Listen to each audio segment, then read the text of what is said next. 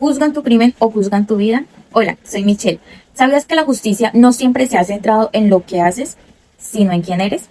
Así como Michelle Foucault en su curso de 1975 nos muestra cómo a través de la medicina, en especial de la psiquiatría, se mete el sistema de la justicia penal para crear la figura de lo anormal o lo que es peligroso. Señala cómo a través del saber y del poder se pasó a juzgar el acto a juzgar el ser. En su clase del 8 de enero, que la vamos a llamar como la pericia que juzga el alma, Foucault comienza la clase leyendo en voz alta dos informes de pericias psiquiátricas, de casos criminales, para mostrar lo ridículo y a la vez lo peligroso que pueden ser estos discursos, que él lo llamaba como el chiste psiquiatra en el juzgado. Entonces, Michel analiza un informe de 1955, en el cual nombran a una persona que fue cómplice de un asesinato.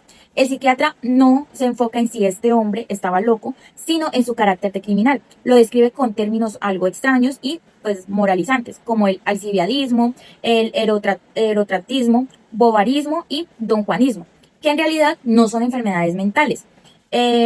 La conclusión es que a ese hombre X es moralmente turbio y tiene anomalías de carácter, pero no está mentalmente enfermo para declararlo inimputable.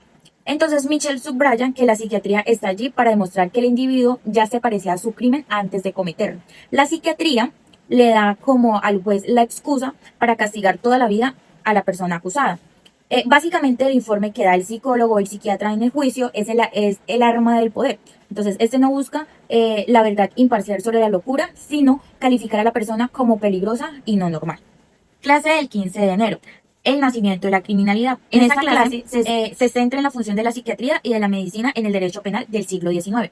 La función de la medicina del derecho es la práctica de peritaje médico-legal, que es como crear un espacio en el que el derecho penal y la medicina se ven obligados a usar el lenguaje en común, dando origen a la idea de la criminalidad patológica. Entonces, en este proceso, básicamente es establecer una concepción positiva del poder. Esto significa que el poder ya no solo prohíbe o castiga, sino que produce conocimiento. Es un saber científico sobre algún individuo. Para poder controlar o pues normalizar a los sujetos considerados peligrosos, el foco pasa de castigar la infracción a gestionar el peligro social. El poder no te dice no mates, sino que crea la categoría de asesino patológico para justificar que te vigilen, te encierren y te corrijan antes incluso de que tú cometas el crimen. Clase del 22 de enero. Las tres piezas del rompecabezas. La figura anormal se formó al fusionar tres personajes históricos. El monstruo, el anonista y el incorregible. Juntos crearon el concepto de peligrosidad social. Las tres piezas del rompecabezas. Primero vamos a encontrar el monstruo. El monstruo es el más antiguo de todos y su característica principal es que viola a la vez las leyes de la naturaleza y las leyes de la sociedad. Su existencia es una excepción y un error. Por ejemplo, alguien que nazca con una malformación ya es considerado por la sociedad algo que no debería de existir según la regla de la especie humana y jurídicas. Luego encontramos el onanista, que es el niño masturbador. Aparece a finales del siglo XVIII y a inicios del siglo XIX. Su marco de referencia es el cuerpo, el dormitorio y el secreto. Es central en una gran compañía de disciplinamiento de la familia moderna. La preocupación por la masturbación es un ejemplo de cómo el poder y el saber se centran en el cuerpo individual y sus instintos para controlarlos y regularlos. Finalmente vamos a encontrar al incorregible, que el incorregible es la figura de un individuo que resiste y fracasa ante los mecanismos de corrección y disciplina. Es muy ligado al marco de la familia y de las instituciones como las escuelas, los talleres y los reformatorios. Es aquel cuyo comportamiento irregular, por ejemplo, la pereza, la desobediencia y otros, no pudieron ser enderezados y por lo tanto necesita ser controlados por dispositivos de domesticación del cuerpo. Entonces, lo anormal, el anormal moderno es la mezcla de las tres lógicas. Es un sujeto que tiene instintos desviados como el onanista, que resiste la corrección como el incorregible y por eso es peligroso para la sociedad como un monstruo. Y la psiquiatría lo que hace es pegar todas estas ideas y de ahí se crean las tres piezas del rompecabezas. Entonces nos vamos por Michel Foucault versus Parson. Entonces son dos maneras de ver a la sociedad. Este contraste se centra en cómo ven la normalidad y control de la sociedad. Parson pregunta cómo logramos el orden, mientras que Michel se pregunta quién gana y quién pierde con este orden. Entonces les hice un pequeño cuadro comparativo como para que ustedes comprendan un poco más sobre qué les habla.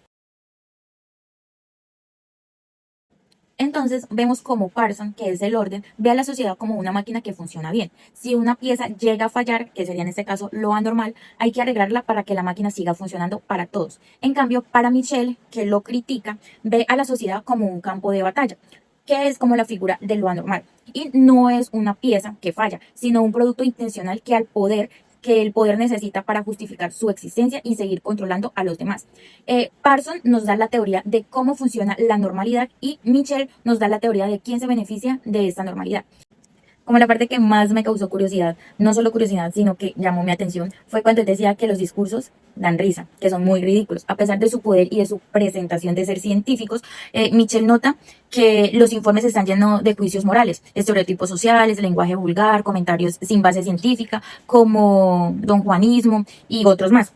Y también los comparaba con los personajes de Sodoma y Gomorra. Entonces, en resumen, la frase pues impacta un poco porque desenmascara la hipocresía. El sistema permite que un texto ridículo y moralizante disfrazado en verdad científica tenga el poder de destruir la vida de una persona.